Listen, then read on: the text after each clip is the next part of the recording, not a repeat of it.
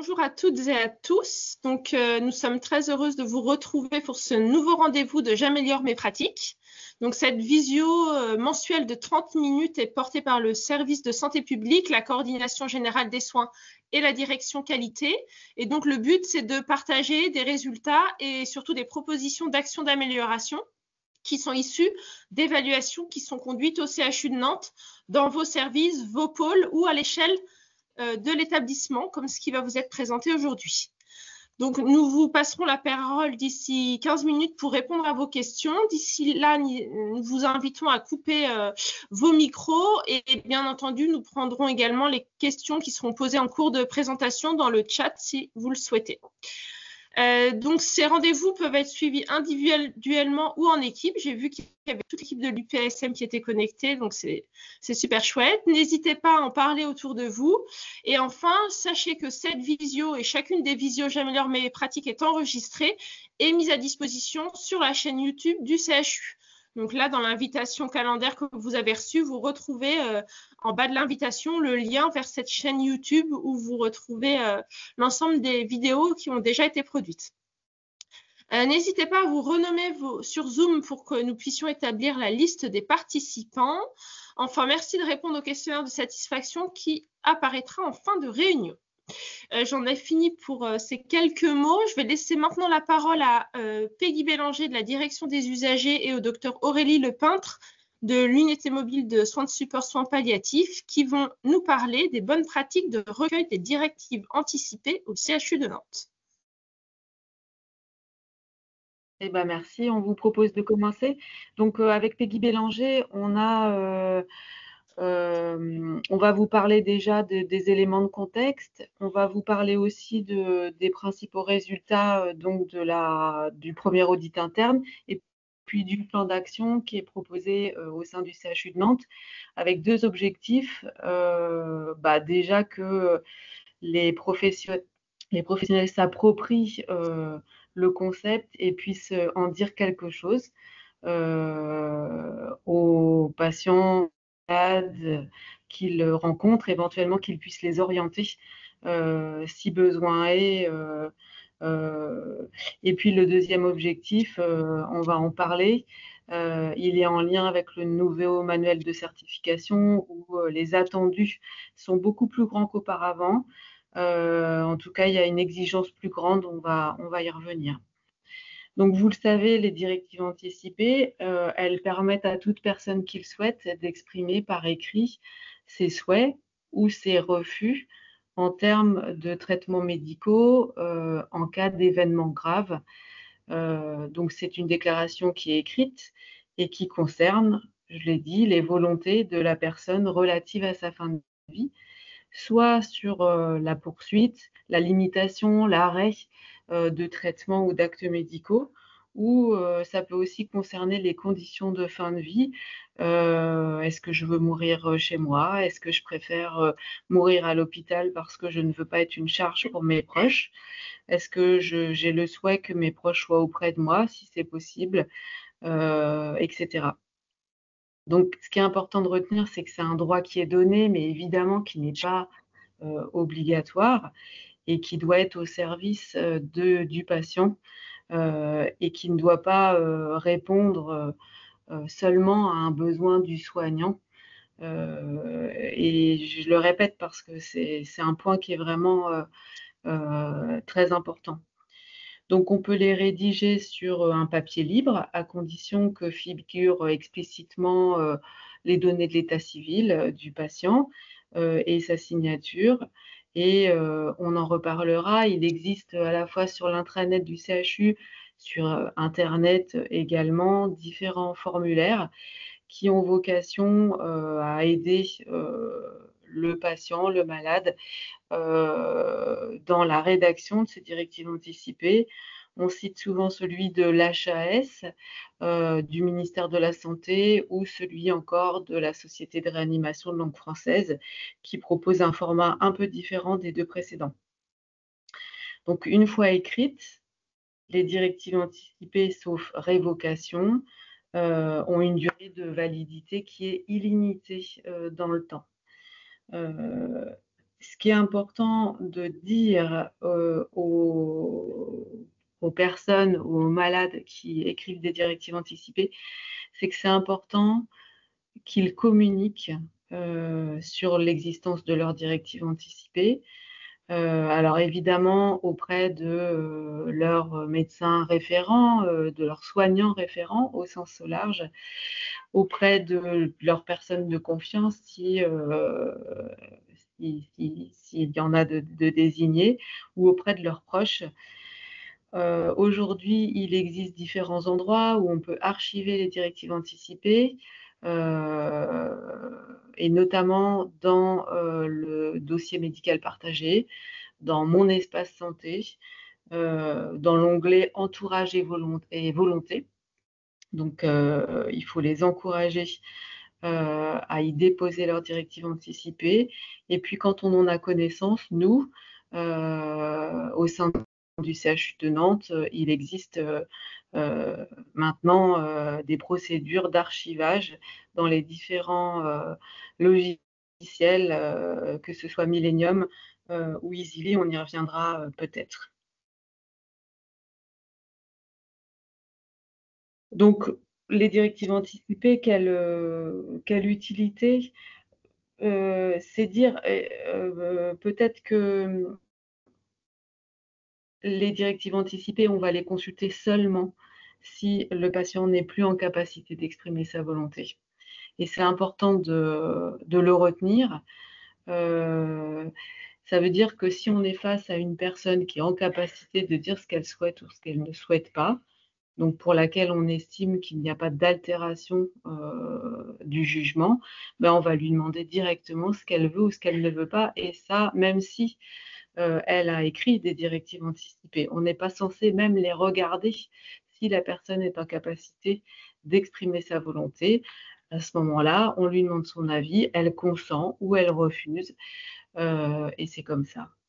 Si la personne n'est pas en capacité d'exprimer sa volonté parce qu'elle est inconsciente, par exemple, et qu'on se pose la question de limiter ou d'arrêter ou de poursuivre un traitement qui peut mettre en jeu le pronostic vital, à ce moment-là, la loi nous demande de consulter les directives anticipées, ce qui sous-tend de les rechercher et de savoir où les rechercher. Si la personne n'a pas écrit de directive anticipée, la loi nous dicte de recueillir l'avis présumé de la personne malade auprès de la personne de confiance si elle a été désignée. Et s'il n'y a pas non plus de personne de confiance, on va aller rechercher l'avis présumé ou l'avis indirect de la personne concernée auprès des proches. Et ce qu'on va leur demander, à la fois à la personne de confiance ou aux proches, c'est: à votre avis, dans cette situation, votre proche, qui ne peut pas exprimer sa volonté, à votre avis, qu'aurait-il exprimé s'il avait pu le faire en pareille situation? Est-ce qu'il aurait voulu qu'on limite certains traitements, qu'on continue, qu'on arrête? Qu'est-ce que vous pouvez nous dire de ce qu'il aurait souhaité en pareille situation? Qu'est-ce que vous pouvez nous donner comme indication pour nous, sur ses valeurs, sur ce qui est important pour lui dans la vie, pour guider un peu notre prise de décision? Alors autrefois, les directives anticipées, elles avaient une valeur indicative dans ces situations de limitation ou d'arrêt de traitement actif. Aujourd'hui, quand elles existent, elles sont contraignantes. Ça veut dire qu'elles s'imposent aux médecins. Quel que soit le conflit de valeurs, euh, euh, si les directives anticipées sont appropriées à la situation, alors elles s'imposent aux médecins. Il y a donc deux exceptions à cela. Donc la situation où effectivement le contenu des directives anticipées ne correspond pas à la situation qui se produit, bien sûr, et les situations d'urgence vitale, mais pas toutes les situations d'urgence vitale, celles où, dans lesquelles le médecin, au moment où il doit décider de s'engager dans les traitements, dans les soins, les situations où ils ne disposent pas de l'ensemble des données nécessaires pour avoir une compréhension totale et suffisante pour décider. Par exemple, un patient qui est retrouvé inconscient dans la rue, même s'il a des directives anticipées dans la poche, si le médecin n'a pas connaissance d'une maladie grave évolutive, d'un état de santé antérieur qui laisserait à penser que le patient est en fin de vie, s'il n'a pas d'éléments de compréhension sur les raisons de l'inconscience constatée, bref, toutes ces données manquantes qui sont vraiment essentielles à la compréhension globale de la situation peuvent justifier le fait que le médecin ne suive pas le contenu des directives anticipées, le temps de recueillir les informations pour compléter l'évaluation. Et donc, dans les deux cas, dans les deux exceptions, de toute façon, le médecin qui s'oppose à la mise en œuvre finalement du contenu des directives anticipées doit mettre en place ce qu'on appelle une procédure collégiale pour légitimer en quelque sorte sa décision, son opposition.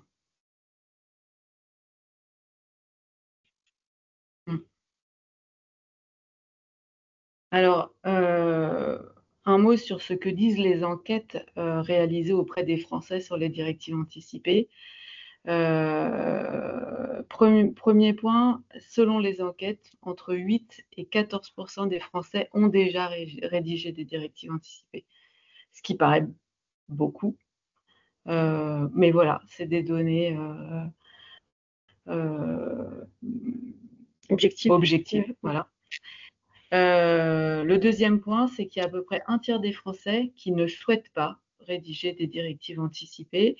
Et dans ces cas-là, les raisons invoquées, c'est « je ne souhaite pas penser à ma fin de vie », très bien, ou « je ne trouve pas légitime de décider par avance ce qui serait bon pour moi en fin de vie ». Un tiers des Français. Et il y aurait à peu près la moitié des Français pour qui il y aurait un enjeu en matière soit d'information, même minimale, soit d'accompagnement plus poussé, plus spécifique dans l'écriture des directives anticipées, soit parce qu'on est face à un public qui ne connaît pas, qui ne sait pas ce que sont les directives anticipées, soit parce qu'ils connaissent, ils ont la volonté de rédiger, mais ils ne savent pas comment faire, ils trouvent que c'est trop compliqué. Et vous voyez bien là où je veux en venir, c'est dire que dans le premier cas et dans le troisième cas, il peut y avoir une place pour le soignant, soit en termes de recueil des directives anticipées qui sont déjà rédigées, 10% de la population à peu près, entre 8 et 14%. Cela, il faut qu'on puisse le savoir et puis le tracer dans les dossiers. Et puis la troisième population qui est plus bigarrée, on va dire, qui est pour laquelle il y aurait un enjeu en termes au moins d'information minimale. Et pour une plus petite partie, en fait, une partie de la population pour laquelle il faudrait même pouvoir proposer, voire orienter vers une structure ressource pour aider ces personnes, ces patients, ces malades à rédiger des directives anticipées parce qu'ils ne réussissent pas à le faire tout seuls. Donc ça veut dire pour 60% des Français, il y a un enjeu, il y a un sujet directive anticipée qui peut potentiellement impliquer, alors pas que les soignants, mais aussi les soignants. Je vais maintenant vous parler du contexte du CHU et plus particulièrement ce qui nous a amené aussi à identifier des actions, c'est le suite de la visite de certification de l'établissement en 2022 qui va identifier donc l'information et le recueil des directives anticipées comme un axe d'amélioration. Voilà ce qui a été rédigé. Lorsque les directives anticipées sont rédigées, elles sont consignées dans le dossier. Toutefois, les patients ne sont pas toujours informés de leurs droits sur le sujet. Après, il était fait état d'actions. Donc, ça voulait dire que quand un patient arrivait au CHU, il n'était pas informé spécialement, alors quand il arrivait au CHU, mais il pouvait être informé avant, de cette possibilité de rédiger les directives anticipées. Comme l'a dit Aurélie tout à l'heure, le nouveau manuel de certification donc, qui est sorti en janvier 2025 relève un peu cette exigence et indique que le patient doit être informé de façon adaptée sur ce droit, donc le droit à rédiger les directives anticipées. Et pour ce faire, les professionnels de santé informent les patients, donc tous les patients, de la possibilité de rédiger les directives anticipées en leur expliquant leur utilité, notamment la capacité à exprimer leur choix en matière de soins. Donc, il y a la nécessité d'un dispositif d'accompagnement par les professionnels au sens large. Et il y a aussi une notion importante, c'est que on parle beaucoup de professionnels, mais c'est l'établissement dans un tout. Et il y a aussi des professionnels de ville qui ont un rôle crucial à jouer dans l'appropriation de ce droit et dans l'accompagnement à la rédaction des directives anticipées. C'est pour dire qu'on fait partie en fait, d'un tout un système en fait, d'accès à ce droit. Donc, en synthèse, en fait, il faut que les patients, tous les patients soient informés sur ce droit, que l'équipe de soins soit capable d'aborder ce droit également, mais pour ce faire, il faut que l'équipe puisse avoir accès à des ressources pour être accompagnée dans son rôle, et que si le patient informe les professionnels qu'il a rédigé des directives anticipées, il faut qu'on puisse accéder dans le dossier ou savoir où elles sont archivées. Donc, fort de ces constats, l'établissement a défini, alors, avec le comité droits des patients, le CLUD SP et le COPIL qualité risque évaluation, un plan d'action. Donc, depuis 6 mois à peu près, on a pu mener certaines actions identifiées. Donc là, je vais vous les lister et on reviendra sur certaines, surtout celles qui peuvent voilà, vous aider dans votre pratique. Donc, les actions réalisées, donc, on a pu mener en fait au premier trimestre un audit de dossiers patients pour voir si on retrouvait la trace de l'information et la trace de directives anticipées dans les dossiers patients. Je vous en parlerai juste après. On a pu solliciter une évolution du logiciel Millennium pour qu'on puisse identifier un lieu de traçabilité de l'information donnée aux patients sur cette notion. La rédaction d'une politique institutionnelle validée donc par le comité droit et le COPIL qualité risque évaluation, pardon. Là, il existait déjà un mode opératoire qui expliquait aux professionnels un peu introduisait les directives anticipées, comment on pouvait les archiver dans le DPI et comment les retrouver. Donc ça a été enrichi fort des évolutions de Millennium notamment. La sensibilisation sur les directives anticipées lors de la semaine droit des patients d'avril 2025. L'identification d'une équipe ressource, parce qu'on voit que c'est quand même important que vous puissiez être accompagné. Donc, alors c'est une équipe, c'est des professionnels qui sont déjà dans l'établissement, mais qui peuvent aider en fonction des questions posées, les professionnels ou les patients à mieux s'approprier cette notion, voire, comme le disait Aurélie, à être accompagnés pour les patients à la rédaction. Donc, on a créé une adresse mail générique. Donc, c'est la direction des usagers derrière, mais nous, on a identifié voilà, l'équipe mobile soins palliatifs, bien sûr, des associations, nos représentants des usagers qui sont partie prenante voilà, pour aider l'appropriation de cette notion. Un support d'information à destination des patients sur les directives anticipées et la mise à jour du kit directives anticipées qui existait déjà avant, ainsi que du kit droit des patients. Et on a des actions de communication à poursuivre. Donc, c'est pour ça aussi qu'on est devant vous aujourd'hui. Donc, avec la réalisation également d'une vidéo qui mettra en scène, en fait, deux situations pour voilà, utiliser du vocabulaire, essayer un peu de dédramatiser cette notion et vous aider à l'aborder avec les patients. Une formation flash, donc toujours avec le même objectif qu'on voudrait. Alors, l'idée de déployer en proximité, aller vers les professionnels pour évoquer aussi cette notion. Et puis la création d'une formation plus approfondie, peut-être sur une journée à peu près. Ce serait une formation qui serait réalisée en lien également avec le centre hospitalier de Saint-Nazaire. Pour parler des résultats et pour revenir sur l'enquête qui avait été réalisée au niveau national, quand on a réalisé l'audit dossier patient, on a évalué à peu près 700 dossiers et c'est vrai qu'on a retrouvé la trace de l'information relative aux directives anticipées dans 28 dossiers sur les 700. Donc, c'est sûr que c'est peu, mais il n'y avait pas forcément non plus de lieu spécifique et donc ça peut tout à fait s'entendre. Et donc sur ces 22 dossiers, on a retrouvé trois documents concrets, directives anticipées déposés.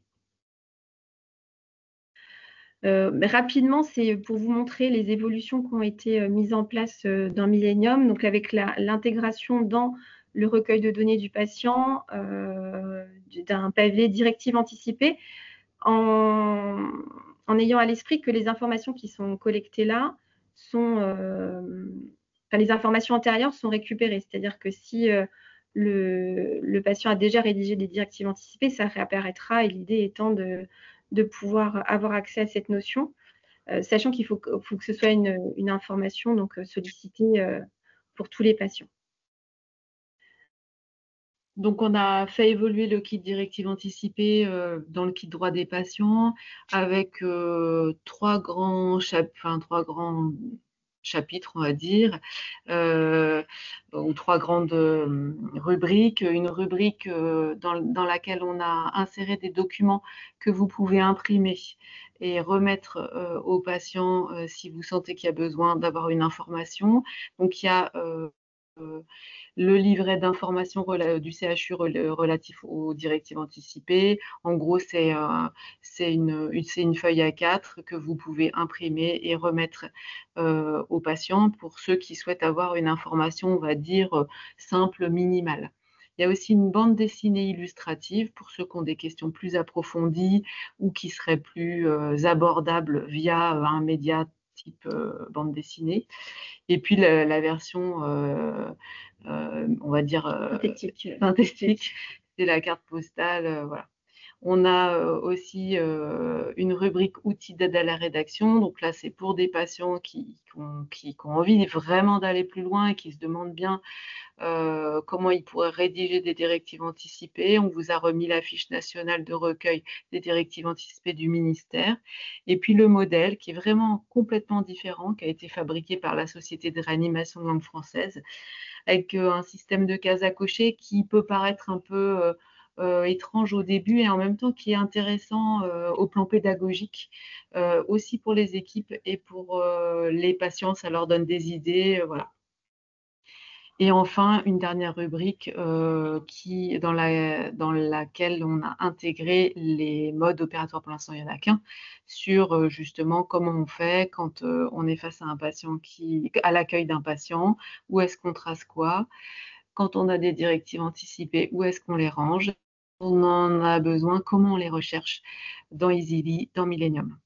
Donc voilà, ça ce sont des copies d'écran des différents supports, la carte postale à gauche, au milieu le livret d'information et à droite la première page de la bande dessinée qui a été réalisée, c'est France Asso, je pense. Enfin voilà. Voilà les différents outils d'aide à la rédaction du ministère, de la Société de réanimation de langue française. Et enfin, le mode opératoire dont on vient de parler pour intégrer, rechercher, etc. dans le dossier partagé informatisé de l'établissement. Pour en terminer, les messages clés qu'on voulait vous transmettre, c'est que vous l'avez compris, l'attendu en matière d'information et de recueil est plus important avec la certification. À nous de mettre du sens, on va dire un sens plus clinique derrière. Donc, il y a eu une évolution des outils pour faciliter la traçabilité et l'accès à l'information, mais enfin, les choses ne sont pas figées. On a déjà fait des modifications par rapport à la première évolution, et merci, c'est grâce au secteur de gériatrie. On a déjà intégré des modifications. Donc, n'hésitez pas à faire un retour à la BP directive anticipée si vous sentez que les outils ne sont pas fonctionnels ou pas. Voilà, on est là aussi pour rendre ça un peu vivant, quoi, et surtout que ça soit possible, enfin réalisable dans les services. Et puis, ce qu'on voulait vous dire aussi, on sait à quel point c'est pas simple d'aborder la question des directives anticipées avec les patients, et notamment ceux que l'on sait gravement malades. Et l'idée, c'est, avec les vidéos dont vous parlait Peggy, d'essayer de vous donner quelques outils, on va dire, de communication simple pour pouvoir aborder ça au mieux. Et c'est vrai qu'un des outils, et vous l'avez sans doute pour les pour les professionnels qui exercent depuis plus de 10 ans. Vous avez senti déjà, vous avez expérimenté la question de la personne de confiance. On avait du mal à aborder la notion de personne de confiance, et puis maintenant, c'est de plus en plus, on a appris en fait à aborder, parce qu'on était obligé de le faire, la personne de confiance de manière, on va dire, plus simple ou moins dramatique. Et c'est vrai qu'une des manières d'aborder la personne de confiance et les directives anticipées, c'est aussi de dire aux patients que on aborde ces questions-là, bien sûr, pour mieux les connaître et pour ajuster les décisions au regard de ce qui est important pour eux, mais aussi on l'aborde parce qu'on est obligé de le faire. Et du coup, forcément, c'est reçu un peu différemment quand on parle d'attendus réglementaires. Voilà. Et puis, il faut faire confiance au temps et aussi au fait que on a plusieurs indicateurs qui nous disent qu'il va y avoir des campagnes nationales d'information sur les directives anticipées, et sans doute que les patients sont de moins en moins étonnés aussi de la question qu'on leur posera. Et puis, c'est se dire qu'au-delà des attendus réglementaires, voilà, il y a quand même un intérêt pour les patients. Ça leur permet quand même d'exprimer leur volonté, de se rassurer parfois de manière anticipée quant au respect de leur volonté au moment de leur fin de vie. Puis ça peut permettre de créer quand même un espace de réflexion et d'échange, même si on n'aboutit pas forcément à un écrit. Et je dirais, c'est pas l'enjeu principal. L'enjeu, c'est de créer un espace d'échange sur la question de la fin de vie quand les patients le souhaitent. Et puis évidemment, quand elles existent, les directives anticipées, ça a un intérêt bien sûr pour les soignants, puisque ça nous permet d'ajuster les décisions médicales au plus près des valeurs de la personne. Et voilà.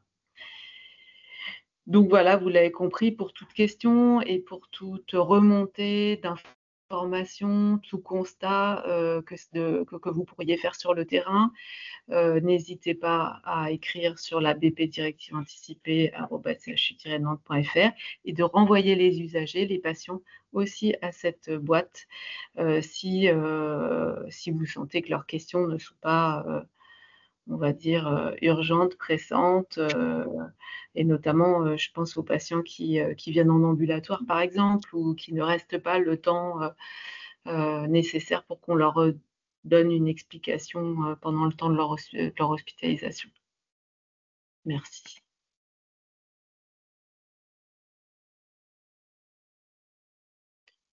Voilà, on a fini.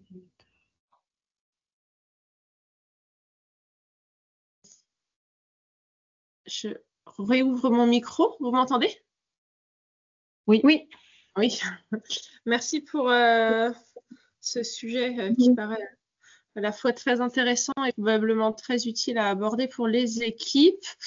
Du coup, je pense que on va laisser la parole. On a pas mal de personnes connectées. Je pense que il y a probablement des questions, des remarques ou des besoins. Ou voilà. En tout cas, n'hésitez pas à ouvrir vos micros. Je n'ai pas de questions à l'écrit, donc vous pouvez ouvrir votre micro si vous souhaitez prendre la parole, vous présenter et interpeller Peggy et Aurélie sur le sujet qui vient d'être présenté.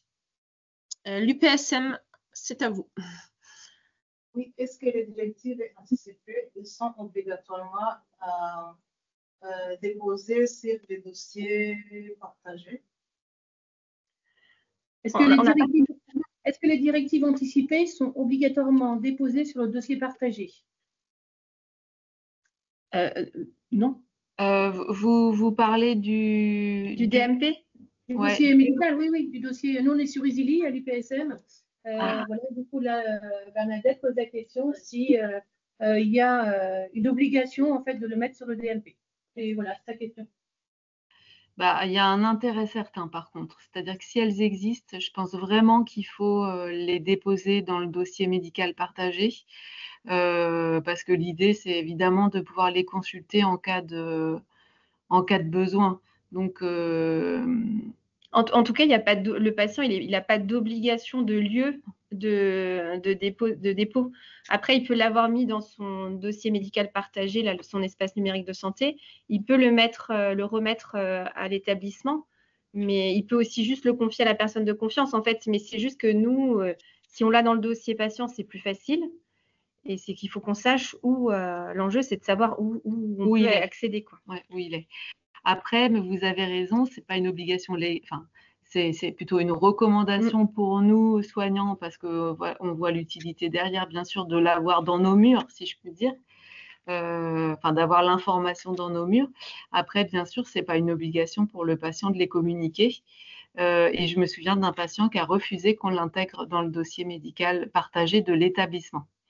En disant bah, moi je l'ai, ma personne de confiance a les directives anticipées et ça suffit comme ça. Et bien sûr, c'est son droit. Donc, ça veut dire qu'en fait, sur les patients, s'ils nous font ce courrier, on doit leur demander leur avis si on peut ou pas le déposer. Ah oui. Oui, on doit leur dire au moins qu'on va le faire et puis oui.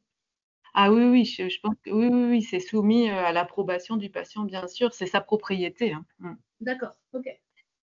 D'autres questions? Merci.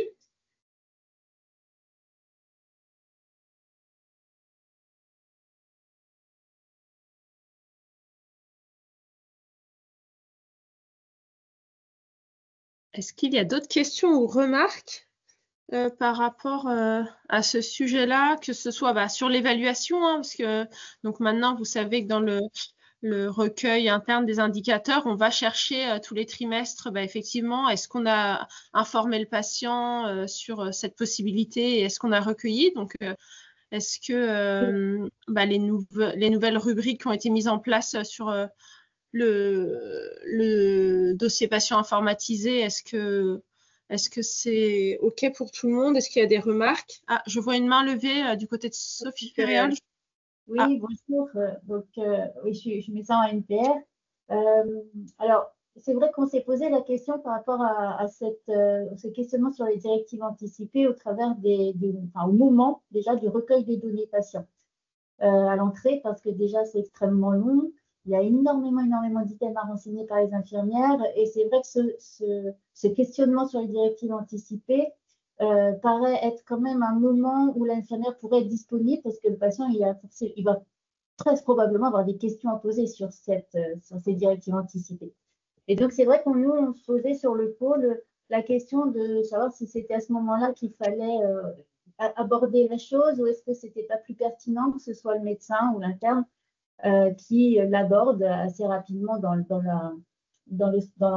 partir de l'entrée d'hospitalisation pour prendre ce temps et savoir qu'il faudra un petit temps, peut-être pas pour certains patients, hein, mais d'autres qui vont certainement questionner et on part peut-être sur un petit temps d'échange avec lui pour lui expliquer, etc. Et c'est vrai qu'on a pu recueillir quelques réticences des infirmières qui font l'entrée du patient par rapport à l'abord de cette question-là. Parce que ça arrive un petit peu, le patient voit bien quand il arrive, il ne sait même plus ce qu'il a dit à qui. Il est vraiment inondé de questions diverses et variées. Et c'est vrai que ce thème-là, on se demandait, bon voilà, c'est notre avis, ça se discute, hein, bien évidemment, mais si c'était bien que ce soit à ce moment-là. Après, c'est le problème sur la traçabilité du recueil de données, c'est qu'il faut y retourner si on prend un temps supplémentaire à un autre moment. C'est vrai que c'est compliqué parfois pour les infirmières de devoir retourner sur ce recueil de données qui, je crois, est valide, tu dois le valider au bout de 48 heures, il me semble. Et donc, on se demandait si finalement, c'était pas au niveau de nous l'observation médicale, parce qu'on a une observation médicale en NPR, ce qui n'est pas le cas dans les services aigus, hein, ou dans les notes de suivi, où vous pouvez mettre cette traçabilité-là. Voilà, alors, ça remet en question un petit peu le problème de l'évaluation et du recueil QSS, mais ça se servir du recueil QSS pour tracer ça. Oui, c'est ça. Enfin, oui. Après, il faut que ça ait du sens dans votre filière, et dans votre organisation de service. Moi, je trouve ça bien que chacun puisse s'approprier la question des directives anticipées. Après, c'est vrai que ça a été pensé plutôt à l'accueil parce que, mais ce temps, il peut ne pas être long. C'est-à-dire qu'en fait, on peut se dire aussi que ça peut être un temps qui peut être découpé, c'est-à-dire que on recueille la désignation de la personne de confiance, en tout cas le droit de désigner une personne de confiance. le droit d'écrire des directives anticipées. Vous en avez écrit oui, non. Est-ce que vous savez ce que c'est en gros? Non. En une phrase, c'est fait. La question et c'est la question qui est importante après, c'est de dire, est-ce que vous voulez qu'on en parle davantage? Est-ce que c'est un sujet pour vous? Est-ce que c'est important d'identifier un temps où on pourrait vous redonner de l'information? Et si c'est oui, l'idée, c'était effectivement d'organiser un temps spécifique qui pourrait être assumé, pourquoi pas, par l'équipe médicale, hein, mais c'est vrai que après, peu importe, je dirais si c'est intégré dans votre procédure d'accueil et que c'est un temps médical, l'important c'est que c'est du sens d'abord pour vous et pour les patients et qu'on retrouve l'information à un moment donné, quoi. Oui, oui, oui, tout à fait. Mais c'est vrai que, comme tu le dis, l'infirmière au moment du recueil peut peut-être effectivement juste poser les questions, comme tu dis, et après dire s'il y a besoin, on peut organiser un temps plus spécifique. Donc, tu as raison, ça peut être aussi une façon d'assurer une traçabilité et après de revenir vers le patient tranquillement pour parler de tout ça. Tout à fait. De façon à ce que tout le monde puisse faire la même chose en plus. Passer au même endroit, c'est peut-être pas mal. Ouais, et l'intérêt, c'est comme c'est une information qui est récupérée d'un épisode sur l'autre, c'est aussi pour ça, c'est pas qu'une question d'évaluation en fait. C'est aussi que si le patient indique oui, il avait déposé des directives anticipées quelque part, soit dans le DPI ou ailleurs, c'est vrai que c'est une information qui est déjà présente et c'est pour l'accès toujours, parce que c'est l'enjeu, il est aussi qu'on puisse accéder à l'information. Oui, tout à fait. Mais si ça a du sens de faire en 2 temps, c'est bien de le faire comme ça. Ouais. Oui, d'accord, je comprends bien. Très bien, bon, on va pouvoir en reparler sur le pôle. Pas de souci. Mais ça reste toujours difficile à aborder. Non, c'est sûr. C'est certain. Je pense que l'UPSM, je ne sais pas si vous vouliez reprendre la parole pour une autre question ou remarque. N'hésitez pas. Et le micro est coupé pour l'instant, par contre. Oui, c'est volontaire parce qu'en même temps, j'en profitais un petit peu de parler. Nous, c'est vrai qu'on a eu, c'est pas évident parce qu'on a une population assez âgée, même si ce sont des patients ici qui, c'est pas du médico-social, hein, c'est des gens qui ont un projet de sortie. Nous avons eu une dame, c'est vrai, qui nous avait fait un courrier, qui avait fait son courrier avec sa compagne. Donc, ça a été un petit peu une première expérience sur la directive anticipée. Je crois que c'est un travail un petit peu de longue haleine. Aujourd'hui, le fait d'en parler tous ensemble, de vous entendre, ça va un petit peu démystifier aussi ces termes. Voilà. Mais c'est vrai que bon, c'est aussi quelque chose qu'on avance. En tout cas, c'est une question qu'on pose lors du recueil de données. On essaie de le faire aussi pour aussi un petit peu s'approprier. Et c'est vrai que, comme on a dit, nous, on prend ce temps. Enfin, c'est pas une obligation. Il y a du temps. Puis, de toute façon, ça dépend aussi un peu du projet, quoi. Mais on n'a pas de question particulière, a priori, pour l'instant. Mais on a bien tout entendu. Et puis, je me dis que quand on a la chance d'être en contact avec les patients de manière plus longue, Oui. en dehors des services de court séjour, quoi, oui, ça se construit dans la durée. Et puis, c'est vrai que on aurait, comme on est des soignants et qu'on est régulièrement confronté à des décisions difficiles, on aurait envie régulièrement d'emmener les patients dans l'écriture de directives anticipées, notamment sur la question des traitements, du niveau d'engagement thérapeutique. Est-ce que, qu'ils puissent dire par avance ce qu'ils voudraient ou ce qu'ils ne voudraient pas quand le problème va arriver, quoi. Ça nous simplifierait, on va dire, les décisions si tous les patients écrivaient leurs directives anticipées. Rien ne nous empêche aussi de prendre un peu de hauteur et puis d'emmener avec nous les patients sur d'autres projections. On appelle ça l'advanced care planning ou le plan personnalisé de soins, mais que vous connaissez bien en gériatrie, quoi. C'est le projet de vie, quoi. Le projet de fin de vie. Si je me retrouvais en fin de vie, qu'est-ce qui serait important pour moi? Et bien sûr, ça dépasse mais complètement la question des traitements. et de la réa ou pas de la réa. Enfin, et parfois, en tant que soignant, on est aussi plus à l'aise. Et je pense aux soignants, enfin, quand je parle de soignants, je parle au sens large, j'intègre les médecins. Mais je me dis que quand on est soignant non médecin, eh bien, je pense qu'on peut être plus à l'aise sur la question du projet de fin de vie, et les valeurs et tout ça, plus que sur la question des traitements. Et ça parle plus aux patients en plus. Donc, c'est un outil intéressant, mais encore une fois, ça doit rester au service des patients et pas des soignants, quoi. Ça, c'est important.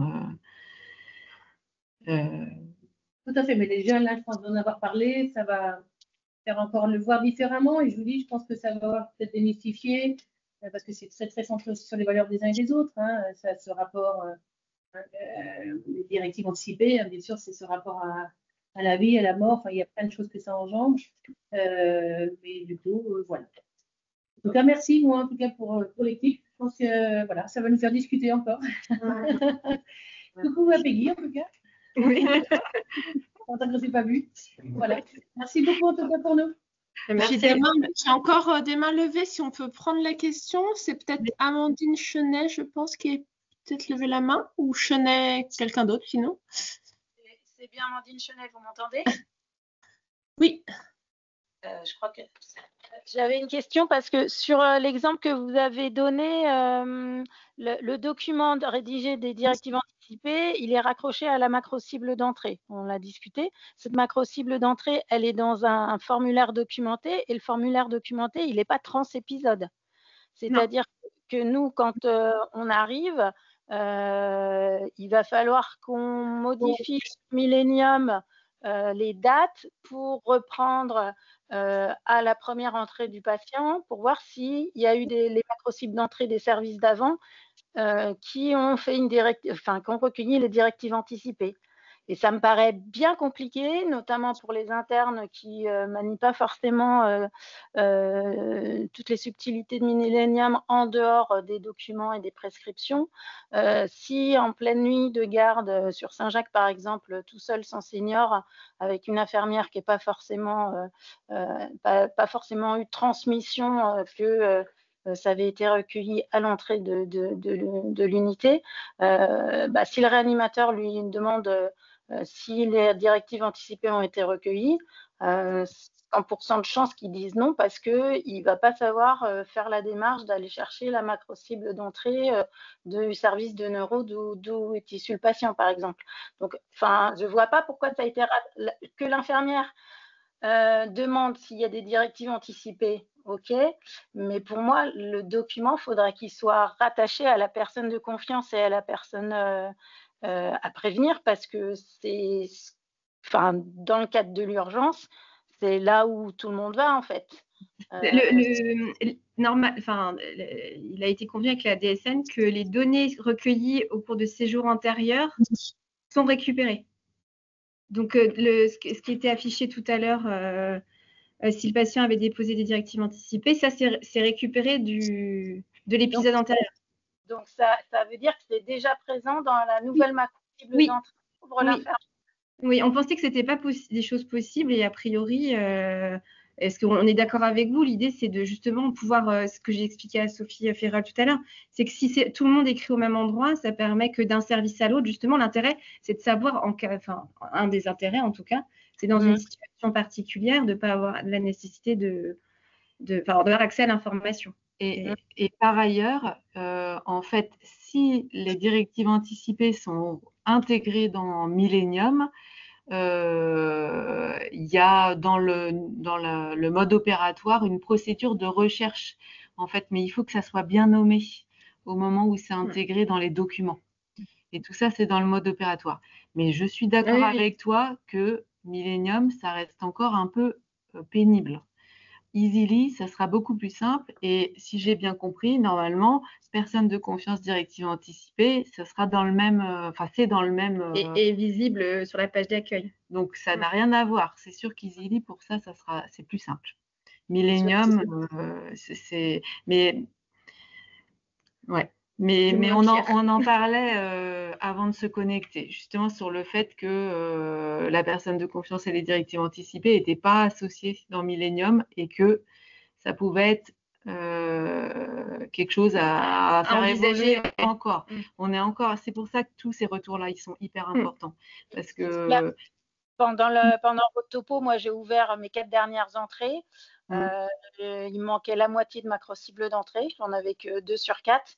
Et par contre, dans les 2 macro cibles faits, il y avait la réponse à la question non applicable et puis non. Donc ça avait été fait pour la macro cible, mais chaque fois qu'on fait des recueils QSS, on sait déjà que les macro cibles d'entrée, nous, il nous en manque, quoi. Donc je trouve ça. Bon, il manque aussi des remplissages de personnes de confiance, mais moins. Ouais, mais c'est vrai que si on pouvait associer les 2 notions, personne de confiance et directive anticipée, c'est-à-dire qu'il y a un endroit, mais bon. Prochaine étape. Ok. Merci. Il est bien connu maintenant, le kit droit des patients, disponible sur la page d'accueil intranet.